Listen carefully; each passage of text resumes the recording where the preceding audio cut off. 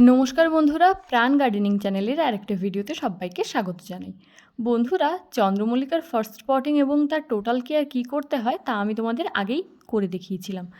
আজকে আমি আলোচনা করব চন্দ্রমল্লিকার সেকেন্ড পটিংয়ের টোটাল ডিটেলস নিয়ে। তো বন্ধুরা দেখো, আমি আমার গাছগুলোকে সবে সেকেন্ড পটিং করলাম। আমার যেহেতু গাছগুলো কাটিং বসাতে লেট হয়েছিল, তাই আমি সেকেন্ড পটিং এতটা দেরিতেই করলাম। এই সময় কিন্তু অনেকের সেকেন্ড পটিং হয়ে গাছটা অনেকটা বুশি হয়ে গেছে। তো চলো সেকেন্ড পটিং কীভাবে করছি, তার মাটি কিভাবে প্রিপেয়ার করছি, গাছটা কিভাবে প্রতিস্থাপন করছি আর কেয়ার কি, তা নিয়ে ডিটেলে আলোচনা করি। প্রথমেই আসছি মাটি কিভাবে প্রস্তুত করব। বন্ধুরা, তোমাদের কাছে যদি পুরনো বাগানের মাটি থাকে তোমরা কিন্তু সেটা নিয়ে নিতে পারো, আর নতুন যারা মাটি নেবে তাও নিতে পারো। 1 ভাগ মাটি নেবে এবং তার সাথে 1 ভাগ ভালো মানের কম্পোস্ট নেবে। আমি এক্ষেত্রে গোবর সার ব্যবহার করেছি। তোমরা চাইলে 1 বছরের পুরনো পাতা পচা বা ভার্মি কম্পোস্ট দুটোই ব্যবহার করতে পারো। দুটোই সমান রেশিওতে মেশাবে। যদি কারো মনে হয় যে মাটিটা খুব এঁটেল প্রকৃতির, তাহলে সেক্ষেত্রে কিন্তু তোমরা কিছুটা পরিমাণ বালি মিশিয়ে নেবে, নদীর সাদা বালি। তো সেটা কত পরিমাণ মেশাবে না, এই 1 ভাগ বালি এবং 1 ভাগ মাটি এরম 4 বার নেওয়ার পর 1 ভাগ মতো বালি মিশিয়ে নেবে। এইবার আসছি সার কী কী মেশাবো। বন্ধুরা, আমি এখানে সর্ষের খোল নিয়েছি, নিম খোল নিয়েছি, হাড় গুঁড়ো নিয়েছি এবং শিংকুচি নিয়েছি। এই 4টে সারে আমি মূলত ব্যবহার করে থাকি। তার সাথে যেটা নিয়েছি সেটা হচ্ছে ম্যাগনেসিয়াম সালফেট। যে কোনো রকম 6 ইঞ্চি টবের জন্য এর পরিমাণ হবে, আমরা যে চামচে খাই তার 1/2 চামচ পরিমাণে প্রত্যেকটা উপকরণ নিতে হবে। আর এই যেটা দেখছো এটা হচ্ছে খড়ি মাটি। এর বদলে তোমরা কিন্তু চুনও ব্যবহার করতে পারো। 6 ইঞ্চি টবের জন্য চুনের পরিমাণ হবে 1 চিমটে পরিমাণ। আর যদি টব 12 ইঞ্চি পরিমাণে ব্যবহার করো তাতে একটু বেশি। এই দেখো আমি কতটা পরিমাণ তুলছি। 6 ইঞ্চি টবের জন্য জাস্ট এইটুকু দেবে, বেশি দেবে না। চুনের পরিমাণ যদি বেশি হয়ে যায় তাহলে কিন্তু মাটিতে গাছ জ্বলে যেতে পারে, অর্থাৎ পাতাগুলো পুড়ে যেতে পারে, গাছের বৃদ্ধি ব্যাহত হতে পারে। তো চুনটা আমি দিচ্ছি কারণ চন্দ্রমল্লিকা ক্ষারীয় মাটি খুব পছন্দ করে, আর ম্যাগনেসিয়াম সালফেট গাছের পাতাকে সবুজ রাখতে খুব সাহায্য করে। তো হাড় গুঁড়ো আর শিংকুচি এই পরিমাণগুলো 6 ইঞ্চি টবের জন্য 1/2 চামচ করেই দেবে। তবে যেহেতু জৈব তাই একটু আধটু বেশি বা কম হলে কোনো ক্ষতি নেই। তোমরা যদি বস্তাতে করে মাটি প্রিপেয়ার করো তাহলে 1 বস্তা মাটির পেছনে 100 গ্রাম সর্ষের খোল, 100 গ্রাম নিম খোল, আর হাড় গুঁড়ো মোটামুটি 150 থেকে 200 গ্রাম, আর শিংকুচিও 150 থেকে 200 গ্রাম মতো ব্যবহার করতে পারো। আর ম্যাগনেসিয়াম সালফেট তোমরা ব্যবহার করবে মোটামুটি সেক্ষেত্রে কাছাকাছি 50 গ্রাম বা 40 গ্রাম এরকম পরিমাণ। ম্যাগনেসিয়াম সালফেট বেশি দেওয়ার কোনো দরকার নেই। আমি সেকেন্ড পটিংয়ের সময় সারের পরিমাণটা খুবই কম রাখছি, তার কারণ গাছে তো আমরা বাইরে থেকে এমনি সার প্রয়োগ করব, তাই খুব বেশি সারের প্রয়োগের প্রয়োজন নেই। আর আমি তোমাদের যে বস্তাটার কথা বললাম সেটা হচ্ছে সিমেন্টের বস্তার 1 বস্তা মাটি প্রিপেয়ার করলে তার জন্য। যদি বস্তা বড় হয় সেক্ষেত্রে কিন্তু সারের পরিমাণ বেশি দিতে হবে। তো এই উপকরণগুলো মিশিয়ে আমি মাটিটাকে ভালো করে মিশিয়ে নিচ্ছি এবং জল স্প্রে করে 15 দিন আমি একটা সেট জায়গায় রেখে দেবো। 15 দিন পরে মাটিটাকে বের করে আবার জল স্প্রে করে 15 দিন রেখে দেবো। তো এইভাবে দেখো মাটিটা আমার মোটামুটি প্রিপেয়ার্ড করা হয়ে গেছে। আমি লাস্টবার মাটিটা শুকিয়েছি এবং তারপর গাছটা এবার প্রতিস্থাপন করব। আমি প্রথমে ড্রেনেজ সিস্টেম রেডি করে নিয়েছি এবং একটা 6 ইঞ্চির টব নিয়ে নিয়েছি। এর আগে যে আমার ফার্স্ট পটিংটা ছিল সেটা কিন্তু একটা 4 ইঞ্চি টবে ছিল। তোমাদের গাছ যদি খুব বেশি বুশি হয়ে যায় এবং কেউ যদি 6 ইঞ্চি টবের পর আবার 8 ইঞ্চিতে প্রতিস্থাপন করার ঝুঁকি না নিতে পারো, তাহলে সেক্ষেত্রে তারা ডিরেক্ট 8 ইঞ্চিতেই প্রতিস্থাপন করতে পারো, কোনো সমস্যা নেই। না হলে কিন্তু 6 ইঞ্চিতেই প্রতিস্থাপন করো।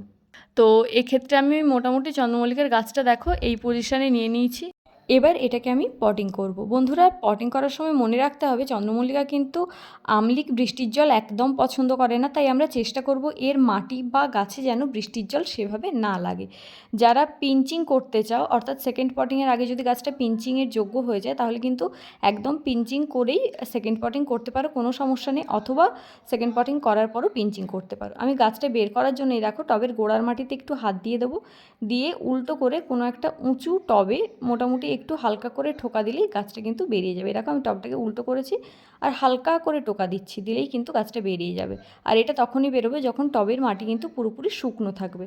তাই তোমরা টবের মাটিকে মোটামুটিভাবে শুকনো করে নেবে, নিয়ে গাছটাকে ভালো করে বের করে নেবে। দেখবে যেন রুট বল ড্যামেজ না হয়। রুট বল ড্যামেজ হলে কিন্তু ফাঙ্গাস অ্যাটাকের চান্স থাকে।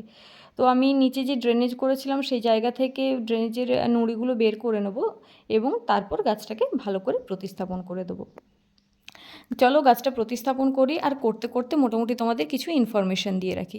সেটা হচ্ছে চন্দ্রমল্লিকার এই গাছটা এবার প্রতিস্থাপনের প্রায় কিন্তু 1-1.5 সপ্তাহ ছাড়া ছাড়াই পিঞ্চিং করতে হবে। সর্ষের খোল তোমরা সবসময় ভিজিয়ে রাখবে।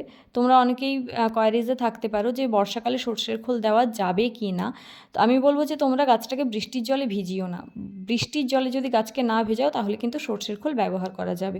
কিন্তু যদি কারো এরকম হয় যে বর্ষার জলে গাছটা ভিজে গেছে, তখন তোমরা কি করবে? তখন তোমরা এনপিকে 15-15-15 বা 20-20-20 বা 12-61-0 এগুলোর কোনো একটা 1 চিমটে পরিমাণে প্রত্যেক সপ্তাহে গাছে একদম ধার বরাবর দিয়ে দিও। বা তোমাদের কাছে যদি মিক্সড ফার্টিলাইজার থাকে, যে মিশ্র জৈব সারটা আমি গাছের জন্য ব্যবহার করি, সেটা কিন্তু মাসে একবার করে গাছের গোড়ায় ছড়িয়ে দিতে পারো। তবে বন্ধুরা, যতই মিশ্র খাবার আমরা গাছের গোড়ায় দিই না কেন, তরল খাবার গাছ কিন্তু ইজিলি অ্যাবজর্ব করতে পারে। তাই চন্দ্রমল্লিকার জন্য কিন্তু আমাদের তরল সারটা ব্যবহার করলে গাছের বৃদ্ধি দ্রুত হবে। আর গাছ প্রতিস্থাপনের পর এইভাবে যত পোকা পাতা আছে বা হলদে হয়ে যাওয়া পাতা আছে, এই পাতাগুলো আমাদের বাদ দিতে হবে, কারণ এগুলো থেকে কিন্তু ফাঙ্গাস লাগার চান্স খুব বেশি। আর আমাদের এখন থেকে প্রত্যেক সপ্তাহে একবার করে ফাঙ্গিসাইড আর 10 দিন ছাড়া ছাড়া কীটনাশক ব্যবহার করতেই হবে। দেখো, আমি 2 বার মাত্র কীটনাশক ব্যবহার করিনি, তাতেই পাতাগুলো কীভাবে কুঁকড়ে গেছে। তো এই সময় আমরা কাকা বা সুপার সোনাটা অল্টার করে বা কনফিডার টাফগড় অল্টার করে, তো মোটামুটি যে কোনো রকম পেস্টিসাইড অল্টার করে ইউজ করব, যাতে পাতাগুলো একদম সুন্দর থাকে। আর ফাঙ্গিসাইড মাস্ট বি ব্যবহার করতে হবে। চন্দ্রমল্লিকায় কিন্তু ফাঙ্গাসের অ্যাটাক খুব হয়। আর গাছটা যখন আর একটু বুশি হয়ে যাবে তখন কিন্তু লাঠি দিয়ে আমাদের দাঁড় করিয়ে দিতে হবে, কারণ এটা খুব নরম গাছ, তো বেশি বুশি হলে হাওয়াতে ভেঙে যেতে পারে। তো পার্ট 2তে কীভাবে সেকেন্ড পটিংয়ের পর পরিচর্যা হবে সেটা নিয়ে আমি আলাদা একটা ভিডিও করব। আপাতত এতে যে খোল জলটা দেবে সেটা হচ্ছে 100 গ্রাম খোলকে তোমরা মোটামুটি 7 দিন মতো ভেজাবে, তারপর 10 লিটার জল অ্যাড করে সেই পাতলা জলটা ছেঁকে গাছের গোড়ায় প্রত্যেক সপ্তাহে একবার করে দিতে পারো। সেকেন্ড পটিংয়ে প্রতিস্থাপন হওয়ার পর এইভাবে গোটা গাছটাকে ভালো করে ভরপুর জল দিয়ে দিচ্ছি। জল দেওয়ার পর একদম চেক করে নেবে নিচের যে হোলগুলো আছে সেটা দিয়ে জলটা ড্রেন আউট হয়ে বেরিয়ে যায় কিনা, কারণ ভালো ড্রেনেজ সিস্টেম চন্দ্রমল্লিকার জন্য খুবই প্রয়োজন। তো বন্ধুরা, মোটামুটি এইভাবেই তোমরা চন্দ্রমল্লিকা সেকেন্ড পটিং করো আর কেয়ার করতে থাকো। দেখো, চন্দ্রমল্লিকা কিন্তু তোমাদের খুব বুশি হয়ে যাবে। এখন গাছ প্রতিস্থাপন করে 1000 ফুল পাওয়া সম্ভব যদি নাও হয়, তাও মোটামুটি এক একটা গাছ পিছু 500টা করে ফুল কিন্তু তোমরা পেতে পারবে। আর গাছের যেভাবে পরিচর্যা বললাম সেভাবে পরিচর্যা করতে থাকো। কোনো যদি কোয়ারিজ থাকে তা আমাকে অবশ্যই কমেন্ট করে জানিও। ভিডিওটা যদি ভালো লাগে প্লিজ লাইক করো, তোমার বাগানি বন্ধুদের সাথে শেয়ার করো, আর চ্যানেলটা সাবস্ক্রাইব করে প্রাণ গার্ডেনিংয়ের সাথে থেকো। খুব শিগগিরই আসছি অন্য একটা ভিডিও নিয়ে তোমাদের সঙ্গে। নমস্কার।